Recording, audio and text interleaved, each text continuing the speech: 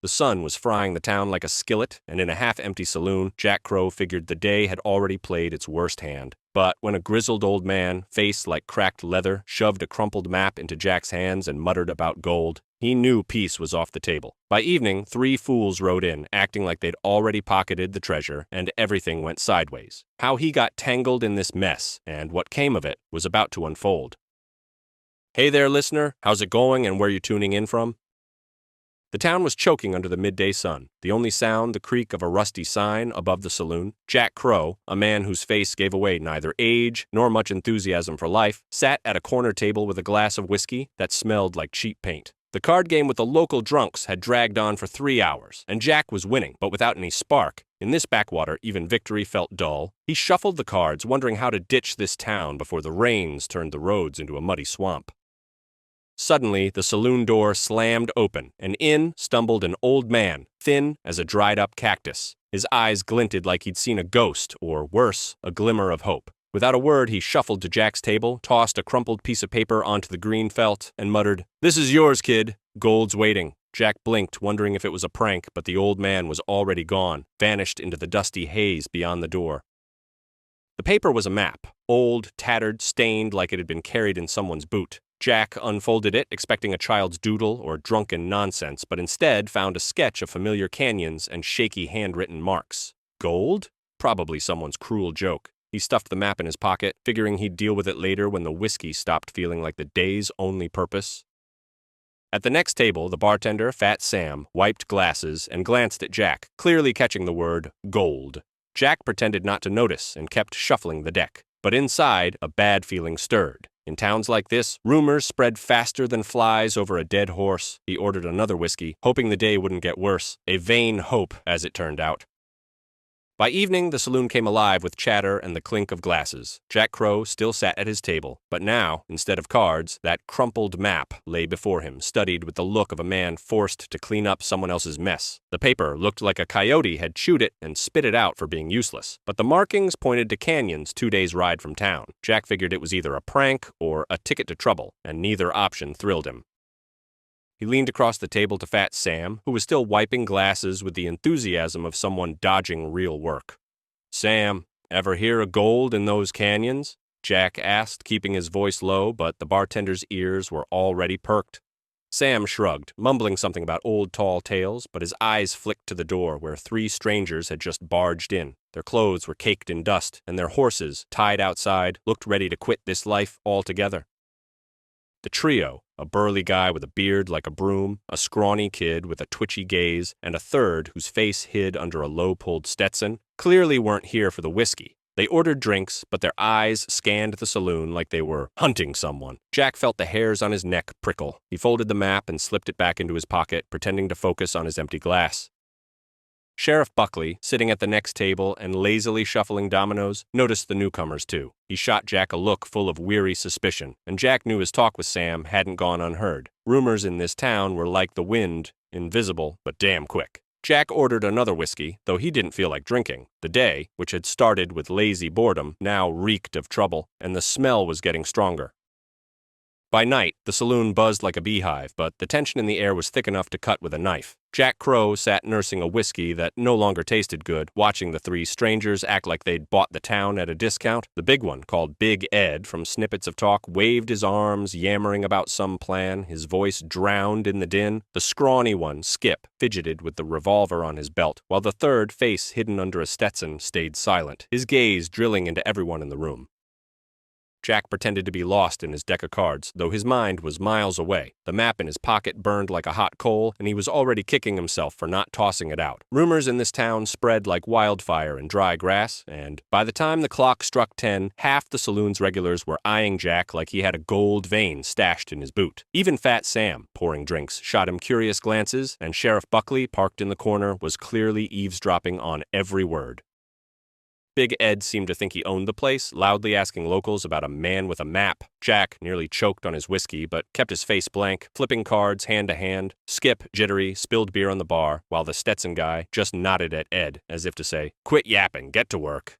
Jack knew his time was short. These 3 weren't masterminds, but even fools with guns could cause a heap of trouble. He decided to stall, acting like he knew nothing. When Big Ed bumped his table, Jack looked up and said dryly, "Want to play? Sit down. If not, don't crowd me." Ed snorted but backed off, and Jack mentally counted the bullets in his holster and the steps to the nearest back door. Jack Crow decided sitting around waiting for 3 fools to make their move wasn't his game, so he hatched a trick worthy of a card sharp. He deliberately left the crumpled map on the table's edge like it was an accident and played drunk enough to miss the curious stares. Big Ed, Skip, and their tight-lipped Stetson pal took the bait like fish on a line, whispering feverishly at the bar. Jack, swaying for show, mumbled something vague about old mines and cursed luck, knowing every word would reach the bandits' ears. Half an hour later, as the saloon started to clear, Ed couldn't hold back and sauntered over, trying to look friendly, though his grin resembled a coyote's snarl. "Hey, partner," he said, jabbing a finger at the map. "That a treasure map? Care to share?" Jack shrugged and muttered, "Take it if you want. Ain't nothing there anyway." The bandits, hardly believing their luck, started bickering over who'd lead the charge to the gold. Skip nearly knocked over a chair in his excitement, while the Stetson guy just nodded like he'd already made up his mind. Jack, using their squabble as cover, finished his whiskey and slipped out the back door, leaving the map behind. He knew they'd be too caught up in their scheming to chase him right away. Outside, the night was cold, and Jack, pulling his jacket tight, headed for his horse tied around the corner. The plan was simple. Let those 3 tear each other apart over a scrap of paper while he checked what the hell was scribbled on that map. A nagging thought lingered that the old man who dumped this trouble on him hadn't picked him by chance. But there was no time to ponder. The stars shone bright, and the road was calling. Dawn painted the sky a dirty pink, and Jack Crow was already in the saddle, swaying to his horse's steady steps. The dusty road snaked through the hills, each creak of leather reminding him he might be chasing a mirage. The map, memorized in his head, pointed to old canyons, but Jack wasn't fool enough to believe in gold. It was usually just a tale for suckers. He rode with his revolver close, knowing trouble in these parts was never far off. The wind carried the scent of dry earth and distant smoke, and the desert silence grated on his nerves. Jack kept glancing back, expecting to spot 3 riders, but the road stayed empty. He almost convinced himself the bandits were still bickering in the saloon when he caught a dust cloud on the horizon. "Damn, they woke up fast," he muttered, spurring his horse. The map in his pocket now felt less like paper and more like a magnet for trouble. By noon, he paused at a dried-up creek to let his horse rest. Crouching, he studied the ground. Too many hoof prints for random travelers. Jack figured his pursuers weren't far behind, and their stubbornness was starting to get under his skin. He took a swig of warm water from his canteen and grinned. "Well, at least I'll have company." The plan was straightforward. Head to the map's first marker, but not too fast, so he wouldn't tip his hand. Jack knew if there was gold, it'd draw more than just those 3 idiots. Every fool who heard the rumors would come sniffing. He adjusted his hat, glanced at the horizon, and rode on, wondering how many more surprises that damn map had in store. Jack Crow rode on, whistling an old tune to keep from going stir-crazy in the silence. He knew the 3 bandits were trailing him, so he decided to have some fun, weaving through rocky paths where tracks tangled like a drunkard's thoughts. Jack deliberately snapped branches and left fake markers, a pile of stones here, a boot print in the dust there, leading nowhere. If those fools wanted to play hunters, they could chase a ghost. By noon, he reached a dried-up well where a crooked pine shade offered some relief. Jack dismounted, checked his revolver, and sat, picturing the map in his head. The markings pointed to an old mine in the canyon, but the closer he got, the more it felt like someone's cruel prank. He heard distant hoofbeats and smirked. The bandits were likely lost in his fake trails, but still coming. "Let 'em stew," Jack muttered, chewing a strip of jerky. "Angry folks think worse." He whistled a few loud notes, knowing the sound would carry across the desert. Then he dumped half his canteen's water onto the ground to leave a wet spot and rode off in the opposite direction from the mine. The plan was simple: wear the pursuers down until they started suspecting each other. By evening, the dust cloud on the horizon was closer, but the riders' shapes still shimmered in the haze. Jack realized escaping clean wouldn't work. These 3, dumb as they were, had the stubbornness of mules. He rubbed his temples, wondering how much time he had before the game got too hot. Adjusting his saddle, he rode on, sticking to the shadows to avoid becoming a target for a stray bullet. The narrow canyon greeted Jack Crow with shade and the smell of parched earth. He halted his horse at the entrance, where rocks squeezed the trail like a fist, and listened to the echo of hoofbeats closing in. The 3 bandits caught up faster than he'd hoped, their shapes looming in the dusty haze. Jack spat into the sand, deciding that running further would look like weakness. It was time to face them head on. Big Ed rode forward, trying to look menacing, but his horse snorted like it was mocking him. Skip fidgeted with his reins, nervous as ever, while the Stetson guy stayed silent, hand resting on his holster. Jack, still in the saddle, raised a palm and said, "Boys, let's not do anything stupid. Want the gold? I'm offering a deal. We go together. Split it even." His voice was calm, but inside he was counting seconds to a potential shootout.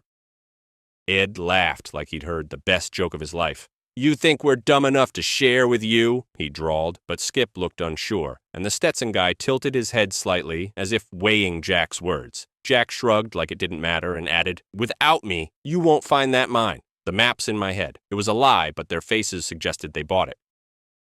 They agreed, though grudgingly, and Jack led them deeper into the canyon, picking narrow paths where the horses had to go single file. He knew their greed was his best ally. If they started bickering among themselves, he'd gain time. As hooves clacked on stone, Jack wondered how many steps separated him from a bullet or from outsmarting these three fools. The campfire crackled, casting shadows on the canyon walls as Jack Crow leaned against a rock, listening to the three bandits dream up rich man plans. Big Ed bragged about buying a ranch and a herd of horses, his voice quivering with greed. Skip rambled about a saloon with gold-plated glasses, while the Stetson guy, as usual, stayed quiet, cleaning his revolver like he was prepping for war. Jack tossed a stick into the fire, hiding a smirk. These three already saw themselves as kings, though they hadn't found a speck of gold. He decided to stir their doubts, spinning a tale about a cursed mine where every gold seeker vanished without a trace. "Heard ghosts of old prospectors haunt that place," Jack said, staring into the flames. "They say the gold drove 'em mad." Skip let out a nervous snort, and Ed grumbled it was nonsense, but his hand twitched toward his holster. The Stetson guy just gave Jack a cold stare, like he knew it was a game but didn't call it out. The night dragged on, and Jack, pretending to sleep, eavesdropped on their whispers. Ed figured Skip would bolt with the map, Skip worried the Stetson guy might slit their throats, and the quiet one seemed to trust no one. Jack mentally patted himself on the back. The seeds of discord were sprouting. He tossed in another story about a mine collapse that buried a whole gang, and by morning the bandits were eyeing each other like rattlesnakes. As the first rays of sun lit the canyon, Jack stood, stretched, and said, "Time to move, boys. Mine's close." He knew their greed outweighed their fear, but doubts were gnawing at them. Jack checked his reins, swung into the saddle, and wondered how much longer he could keep these fools on a short leash. The sun blazed overhead as Jack Crow and the three bandits reached the old mine, its entrance choked with thorny brush. Inside, it was dark as the devil's gut, reeking of damp and abandonment. Jack dismounted, sweat trickling down his back, and glanced at his companions. Big Ed grumbled that the mine looked like a trap. Skip darted nervous looks around, and the Stetson guy silently studied the entrance, as if seeing more than the others. Jack knew the game was getting dicey, but there was no turning back now. He stepped toward the mine, stomping louder than needed to let the echo carry through the canyon. "Gold's in there somewhere, boys," he said, pointing into the gloom. "Don't expect it to jump out and greet you." Ed snorted, but his eyes gleamed with greed while Skip muttered about ghosts, clearly haunted by Jack's stories. The Stetson guy, wordless as ever, moved forward, and the others had to follow. Jack hung back, calculating how to slip out if things went south.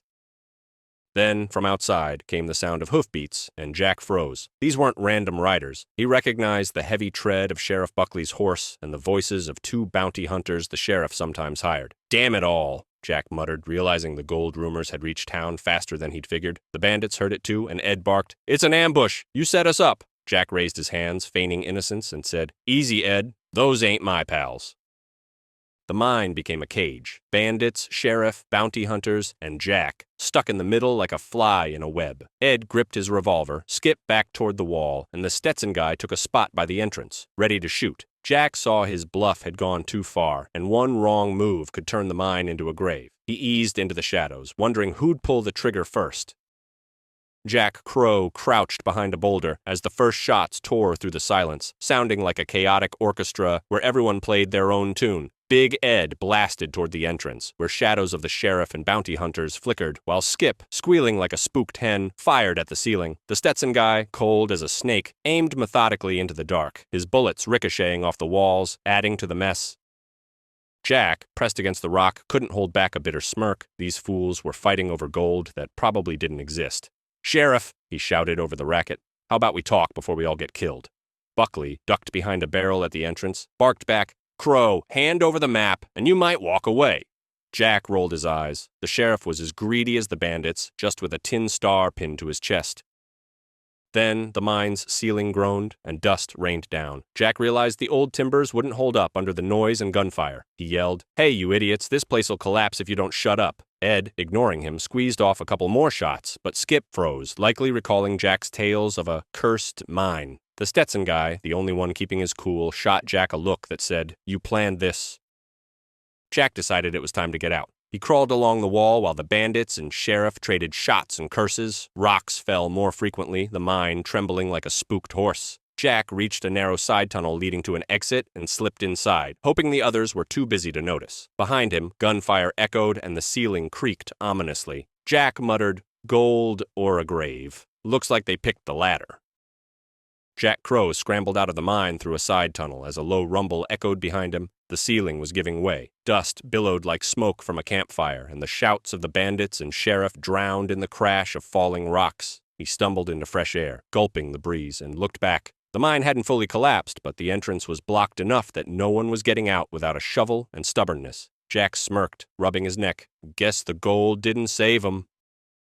He sat on a rock to catch his breath and pulled a second map from his pocket, a copy he'd sketched back in the saloon while the bandits bickered. The original was buried in the mine, and Jack had no doubt Big Ed, Skip, and the Stetson guy were now tearing into each other, blaming everyone but themselves. The sheriff and his bounty hunters were probably in foul moods too, but Jack wasn't shedding tears. They'd walked into this trap themselves. The canyon was still, just the wind rustling sand and a coyote howling in the distance. Jack figured there was never any gold. The old man who'd handed him the map was either crazy or playing them all like a card sharp. But Jack didn't feel cheated. He'd outsmarted a pack of greedy fools, kept his skin intact, and got a couple days of adventure he hadn't asked for. He stood, brushed dust off his jacket, and headed for his horse, tied nearby. The map in his pocket was now just a keepsake, a reminder that in this life you could only trust your revolver and a cool head. Jack glanced back at the blocked mine and muttered, "Fools always outnumber the gold." With that, he swung into the saddle and rode back toward town. The town greeted Jack Crow with the same creaking saloon sign, as if nothing had changed. He tied his horse, stepped inside, and claimed his old corner table, still thick with the smell of cheap whiskey and yesterday's arguments. Fat Sam, spotting him, raised an eyebrow but wordlessly poured a glass and slid it across the bar. "Find your gold, Crow?" he asked, wiping his hands on a greasy apron. Jack grinned and said, "Found something better. Proof that fools will always find something to fight over." The saloon was half empty, just a couple of local drunks whispering about rumors, already growing into tall tales. Some said the mine had caved in, others that the sheriff was trapped with the bandits. Jack didn't bother correcting them, sipping his whiskey and eyeing the second map he hadn't tossed. It was crumpled but legible, and he wondered if he should check one more spot just in case. He thought back to the old man who'd handed him this mess, his wild-eyed stare. Maybe the guy knew something, or maybe he just wanted to stir up chaos. Jack wasn't sure, but he knew one thing. Greed blinds people, and he'd kept his eyes clear. "If another map shows up," he muttered, "I'll burn it without looking." The wind outside rustled the signs again, and Jack felt weariness settle into his bones. But in this town, peace was a luxury, and trouble seemed to find him on its own. He finished his whiskey, tossed a coin on the table, and nodded to Sam. "Till the next mess." More maps were out there, he sensed, waiting to stir up trouble, and that's how it happened. The saloon fell quiet by midnight, and Jack Crow was nearly dozing over an empty glass when the door creaked, letting in a cold gust. A figure stepped in, a woman in a long coat, hat pulled low over her eyes like someone used to staying hidden. She scanned the room, then made a beeline for Jack's table. Sam, wiping the bar, froze as if he smelled fresh trouble, but Jack just raised his eyes, already sensing a catch. "You're Crow, right?" Her voice was low, raspy, like she'd spent too long in the saddle. Jack nodded, not rushing to speak, and she tossed a tied-up bundle of paper onto the table. "From the old man," she said, sitting without an invite. "He said you'd know what to do." Jack frowned, sizing her up, a scar on her cheek, a revolver on her hip, and a look that made him want to check his wallet. He untied the bundle, another map, neater than the one left in the mine. Markings pointed to a different canyon farther north, with gold scrawled in the same shaky hand. "Old man's dead," she added, catching his doubt. "But he thought you weren't the type to quit a game." Jack snorted, tucked the map in his pocket, and said, "If this is about gold again, I'm out. I've seen enough fools." She smiled, but it held no warmth, and stood. "Not all gold shines, Crow. Sometimes it's what you find along the way." She walked out, leaving behind the scent of dust and a puzzle Jack hadn't asked for. He stared at the map, then at the door, and muttered, "Damn, here we go again."